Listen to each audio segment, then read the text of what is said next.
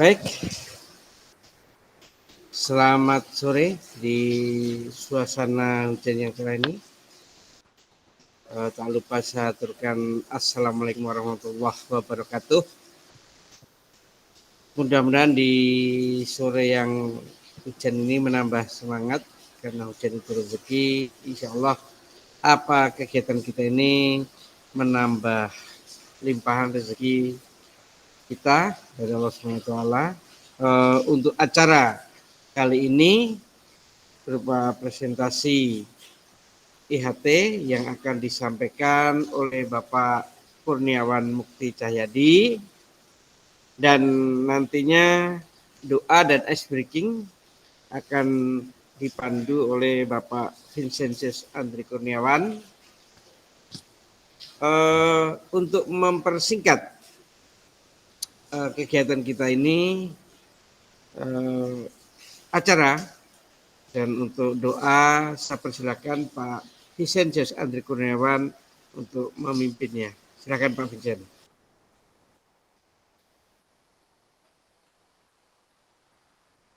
Baik, terima kasih atas waktu yang diberikan. Sebelum memulai materi, marilah kita berdoa menurut agama dan kepercayaan kita masing-masing. Berdoa dimulai. Bismillah. Berdoa selesai. Langsung saya lanjutkan saja ke ice breaking. Wah, ini saya belum ada ide nih. Tapi mungkin kita tebak-tebakan judul lagu kenangan gimana nih? Jadi nanti saya putarkan lagu. Nanti silahkan yang bisa menebak judul lagunya langsung angkat tangan ya.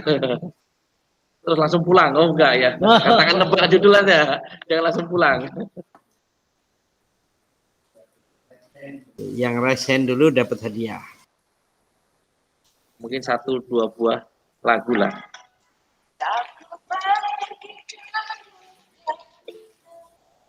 Kurniawan, monggo. Pak Kurniawan, apa itu? Sepanjang jalan kenangan. Jalan kenangan. Betul, rekan-rekan? Betul. Betul.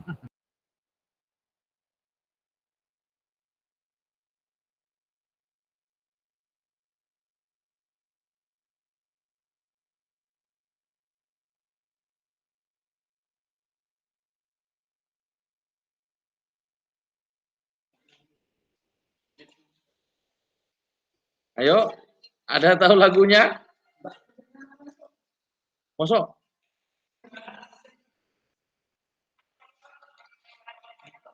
Udah ngerti ya. Jatuh. Oke.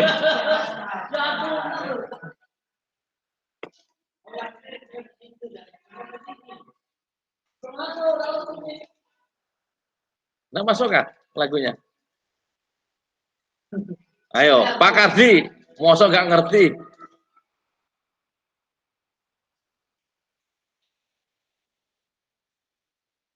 Cewek yang nyanyi nih.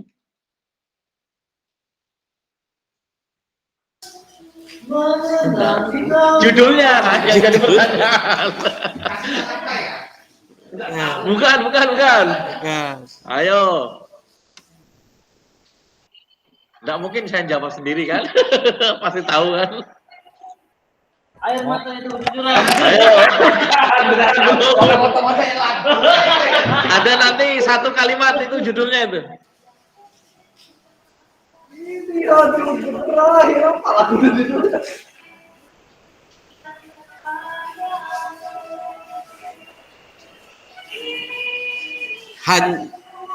Ayo, Pak Kardi.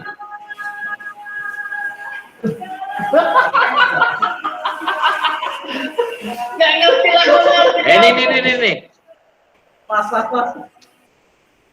Iya, itulah judul lagunya. Layu sebelum berkembang ya. Baik, mungkin demikian ice breaking sederhana. Tebak judul lagu jadul karena kita angkatan jadul. Demikian ice breaking, doa dan ice breaking dari saya kembalikan kepada Pak Kardi. Terima kasih. Iya, baik, terima kasih. Ada juga ya bersyukur ada beberapa ice breaking yang kita lakukan untuk kali ini tidak hanya berupa senam, tapi ada gerak, ada parodi komedian, dan ada tebak lagu ya. Jadi kita sendiri ya bersyukur bisa menciptakan macam-macam model ice breaking. Nah, untuk bersingkat waktu, silahkan kepada Bapak Kurniawan Mukti Cahyadi untuk menyampaikan materi IHT kita tentang asesmen. Jadi kepada Pak Kurniawan dipersilakan.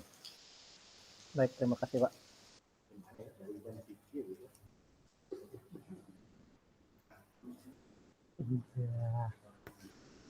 Baik, sudah kelihatan rekan-rekan sekalian? Oke, sip. Ya, sip. Oke, bisa kelihatan. Oke, baik. Pada kesempatan kali ini saya akan membahas tentang jenis asesmen, yaitu asesmen formatif dan asesmen sumatif pada pembelajaran SMK Pusat Keunggulan. Jadi yang kita fokuskan adalah yang pertama, yaitu asesmen itu sendiri tujuannya untuk apa sih? Jadi asesmen sendiri menurut modul yang diajarkan itu untuk proses perbaikan dalam proses pembelajaran.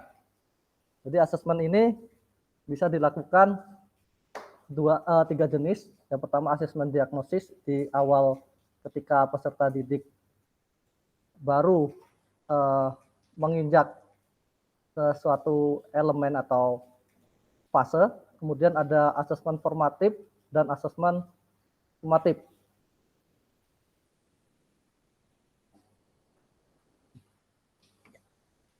Nah, kita samakan dulu konsepnya. Yang pertama yaitu untuk konsep asesmen formatif ini adalah metode evaluasi yang dilakukan untuk mengevaluasi proses pemahaman murid atau peserta didik, kemudian kebutuhan pembelajarannya, dan kemajuan akademik selama pembelajaran.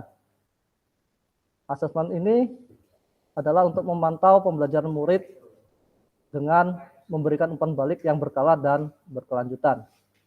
Sedangkan asesmen sumatif itu umumnya dilakukan di akhir pembelajaran. Umpan baliknya, oh ya, siap. Nah,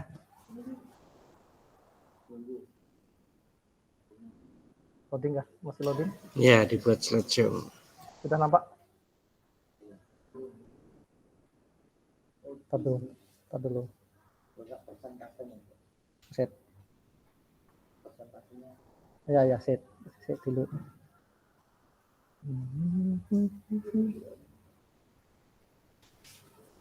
Nah, ketok. Harus keluar dulu ternyata.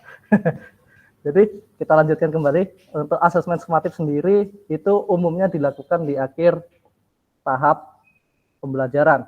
Biasanya di akhir semester atau di akhir fase. Nah, tujuannya adalah untuk mengukur perkembangan peserta didik serta memandu guru untuk memudahkan guru untuk merancang aktivitas mereka di fase atau tingkatan berikutnya. Anjir. Macet. Ini macet.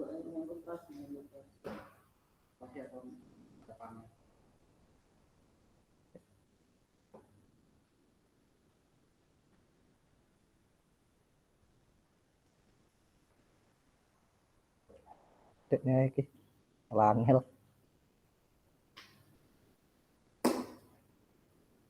Kapan orai? Oke. Ini dilewatkan saja. Nah, bentuk-bentuknya untuk asesmen formatif dan sumatif ini ada yang bisa kita lakukan secara tidak tertulis. Contohnya yaitu diskusi kelas, pembuatan produk, drama, presentasi maupun tes lisan, bisa berupa tanya jawab atau mengkonfirmasi pemahaman peserta didik terhadap materi yang kita berikan atau ketika proses pembelajaran. Yang kedua yaitu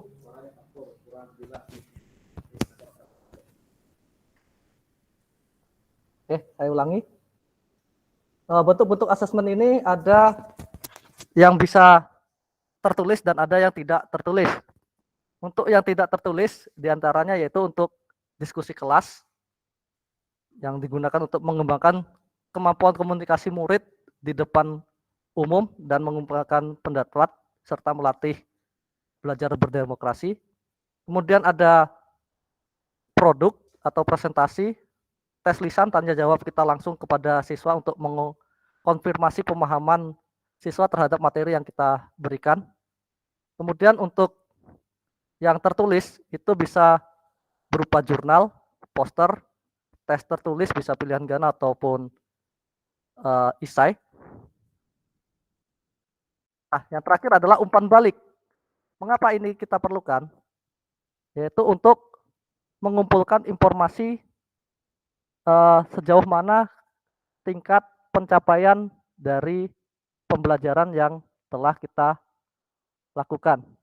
Umpan balik ini biasanya terdiri dari hal baik yang sudah dilakukan atau hal-hal yang perlu dilakukan perbaikan atau evaluasi untuk aktivitas selanjutnya.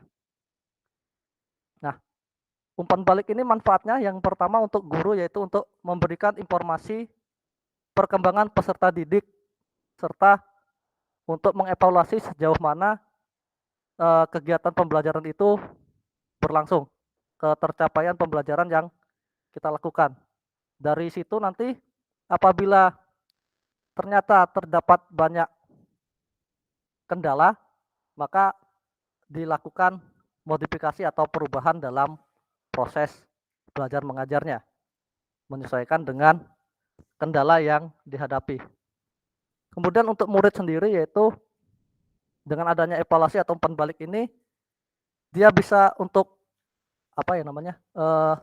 merefleksi kekurangan dan kelebihan diri mereka sehingga kedepannya mereka bisa melakukan perbaikan terhadap dirinya. Oh, kurangnya saya di sini, jadi saya harus meningkatkan kemampuan saya di bidang yang ini atau kelebihan dia di bidang-bidang tertentu.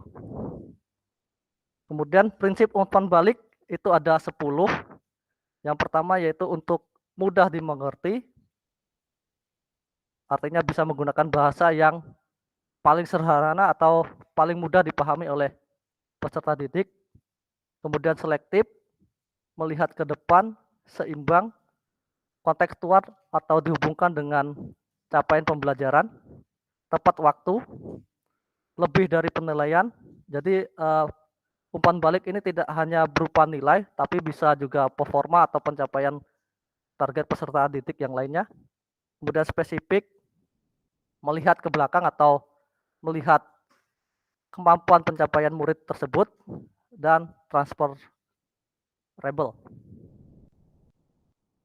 Nah, umpan balik ini harus terdiri dari fit up atau mengklarifikasi tujuan dari siswa tersebut, feedback atau tanggapan kita atas pekerjaan murid dan kemajuan mereka.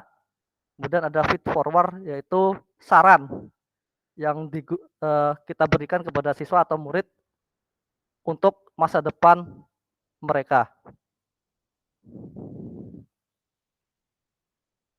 Ini panduannya ada beberapa yaitu diantaranya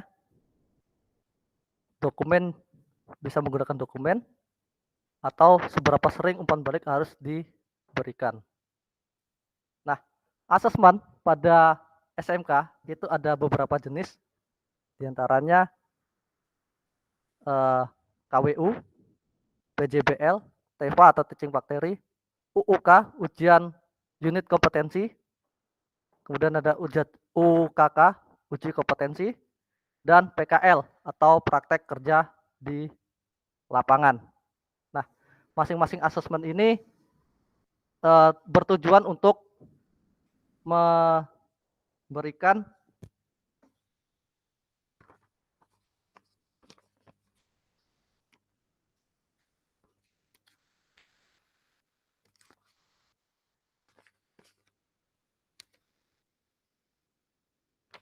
supaya murid itu kedepannya menjadi murid yang kompeten dan berwawasan Pancasila.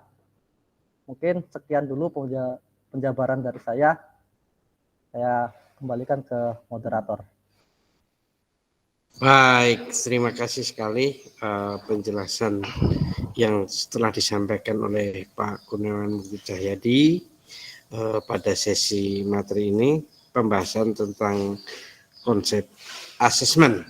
Gitu. Nah, mungkin ada beberapa di antara para tenaga pendidik yang ingin menambahkan atau akan menyampaikan sesuatu, dipersilahkan untuk mengangkat tangan.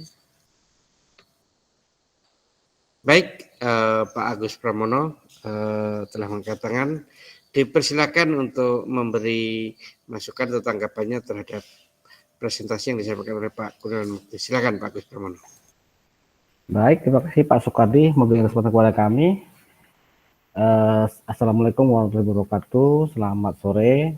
Mohon Pak Kur, slide terakhir tadi. Ya.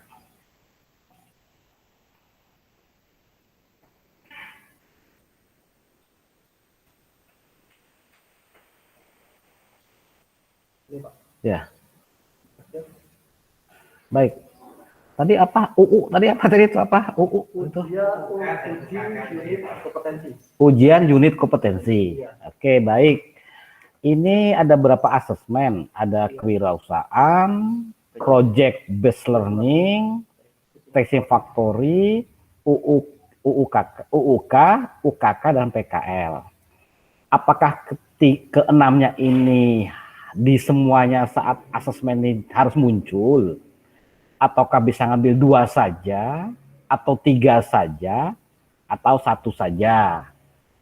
Kan begitu nih. Nah, soalnya kalau ya biasa yang kita lakukan kan PKL, UKK, KWU belum terlihat. Nah, apakah di asesmen ini semua harus kelihatan? Ini yang menjadi ganjalan saya. Mungkin kawan-kawan bisa membantu dalam bentuk pemahaman seperti apa ini. Kemudian yang kedua, asesmen tidak tertulis tadi ada ya?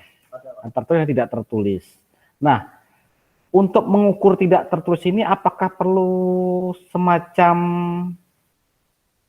semacam bentuk asesmen gitu, atau bentuk poin, atau bentuknya seperti apa? Walaupun tidak tertulis itu kan masuk dalam ranah asesmen. Jadi kita punya panduan untuk menilai.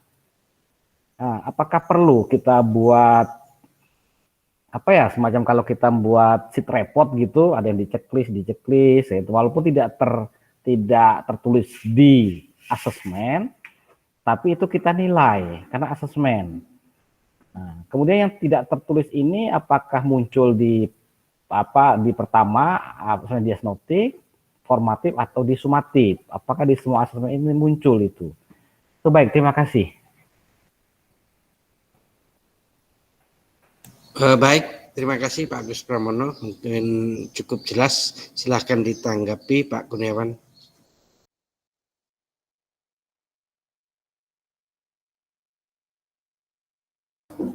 Oke, baik. Terima kasih Pak Agus Pramono. Untuk yang pertama tadi Pak, yang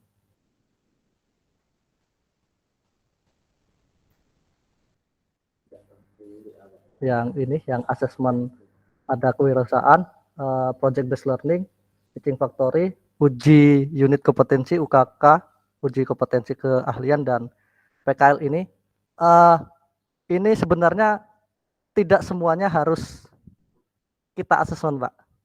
Jadi diwakilkan umumnya biasanya itu 2 untuk menunjukkan sejauh mana pencapaian siswa ketika dia menimba ilmu di suatu jenjang, gitu. Bisa berupa UKK misalnya ataupun PKL seperti itu. Nah, kalau KWU ini memang selama ini yang kita lakukan kan memang belum ada asesmen untuk mengukur tingkat kewirausahaan dari siswa tersebut.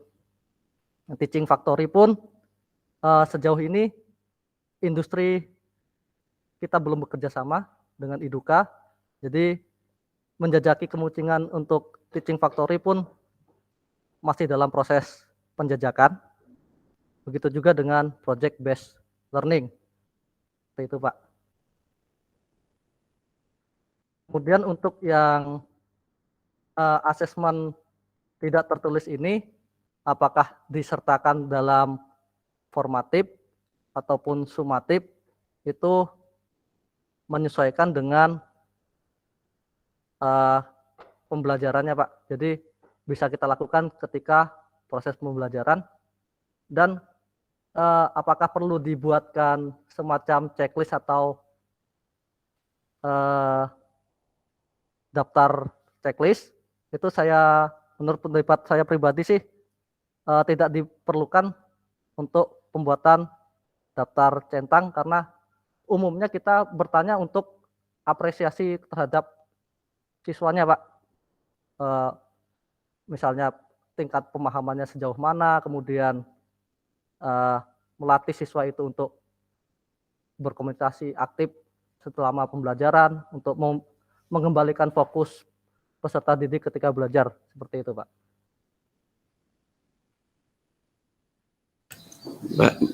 Baik, kalau gitu terima kasih atas jawabannya, Pak Kurniawan. Mungkin ya saya moderator menambahkan sedikit bahwa yang tadi ada beberapa asesmen kekhasan SMK, betul tadi namanya khas. Jadi khas karena memang penilaian seperti KWU, PJWL, UUK dan UKK dan yang lain tadi itu memang tidak ada di SMA. Memang itu jadi khas SMK. Nah, aplikasinya memang tadi yang sudah dijelaskan oleh Pak Kurniawan. Nah, saya pikir sesinya ini saja yang bisa saya sampaikan, sehingga dapat saya simpulkan bahwa asesmen yang disampaikan oleh Pak Kurniawan tadi, penyampaiannya berupa asesmen formatif dan sumatif,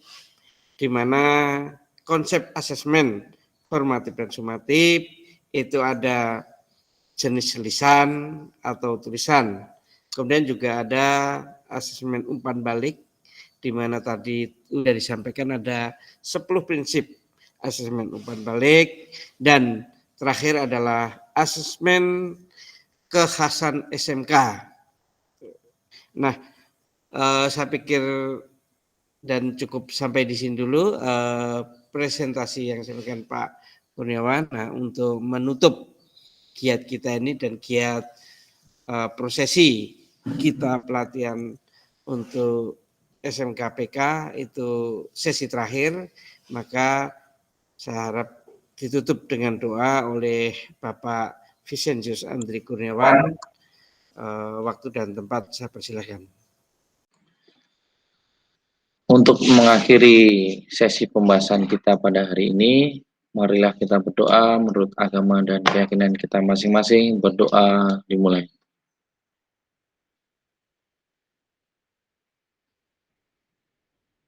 Berdoa selesai, saya kembalikan kepada Pak Kardi selaku moderator.